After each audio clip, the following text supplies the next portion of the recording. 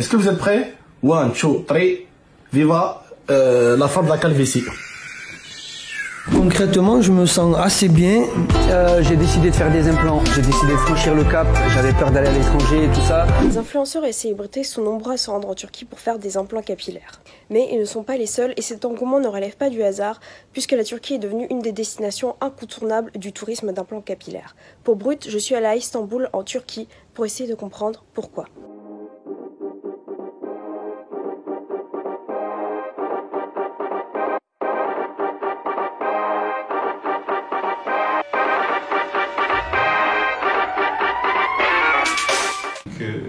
Yurt dışında Amerika ve Avrupa'daki fiyatlarla Türkiye'deki fiyatlar arasında çok büyük bir uçurum var.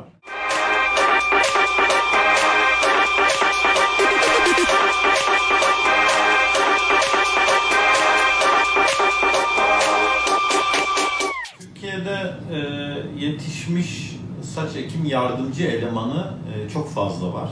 Transferlerini ayarlıyoruz. Eğer ki İstanbul'u gezmek isterlerse onları da organize ediyoruz. Genelde pandemi olmadığı dönemlerde geziyorlardı veya sonrasında bir seyahat planlıyorlar. Yani aileleriyle geliyorlar, karavanla bile gelip Türkiye'ye gezip ameliyat olanlar var. Onun için klinik çok. Bunların hepsi toplandığı zaman Türkiye'nin neden bu halde olduğunu gösteriyor. Autre avantage d'aller en Turquie, c'est souvent des délais beaucoup plus courts, alors qu'en France et en Europe, on peut attendre jusqu'à plusieurs mois pour la prise de rendez-vous. Le tourisme d'implant capillaire, c'est aussi une question de communication. Certaines cliniques n'hésitent pas à faire appel à des influenceurs français. En fait, j'en jouais beaucoup avec mes abonnés, de la calvitie, tout ça. Mais à un moment donné, je trouvais quand même que ça faisait très moche. Et j'ai décidé en tout cas, avec mon manager et tout, de partir en Turquie pour aller faire un clip et en même temps pour aller faire ma greffe capillaire. Plan capillaire Turquie, 8000 € la suite. Aujourd'hui c'est mon 3e jour depuis mon implant. Là j'ai appliqué le produit. Là il y a eu l'implant. C'est le jour J. Là on est arrivé à la clinique qui est magnifique, trop moderne, trop beau. Et puis on va rencontrer le médecin qui va s'occuper de monsieur.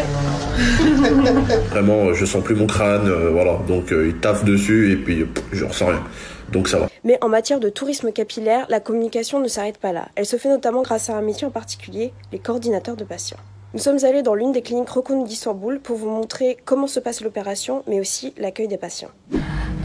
Şöyle daha çok mail yoluyla ya da sosyal medya işte Facebook, WhatsApp, online chatimiz var web sitemizde.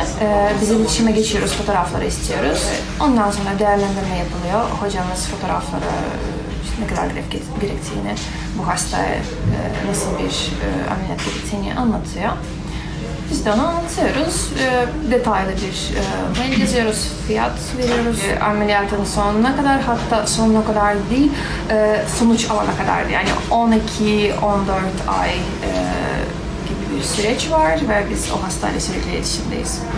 Çünkü genellikle özellikle genç hastalarda aşırı beklentiler oluyor. Yani işte belki kafasında neredeyse saç kalmamış ama ekimden sonra Tom Cruise gibi olmak istiyor. Bunun limitlerinin olduğunu, neler yapabileceğimizi ona iyi anlatmamız lazım. Yani hasta beklentisiyle doktorun yapabileceklerini birebir üst üste koymaya çalışıyoruz. Ektiğimiz saç sayısına göre 4 ile 6 saat arasında süren ameliyat. Önce hasta geliyor buraya, bir konsültasyon yapıyoruz. Sonra lokal anestezi yapıyoruz. Lokal anestezi sırasındayken hastayı böyle rahatlatıyoruz. Burada görebilirsiniz. Çok gergin ve tedirgin olan hastalar için böyle veriyoruz, eline nargile gibi çekiyor. Ertesi gün genelde ilk konsültasyonlarını yaparız. Saçlarını biz burada yıkarız, pansumanlarını değiştiririz ve ülkelerine geri dönüyorlar. Genelde 3 günlük bir seyahatle Türkiye'de saç ekim ameliyatı alıp dönmüş oluyoruz. Bon ben voilà, montre-leur un peu, donc du coup, montre-leur tout mon crâne. Voilà du coup. Tac. Et là derrière, c'est la zone où ils ont pris les greffons pour les mettre devant. Mais sur le marché de l'implant capillaire low cost, les arnaques sont aussi présentes. Les médecins, par exemple, ne recommandent pas de se faire opérer avant 26-27 ans, le temps que l'implantation des cheveux soit bien achevée.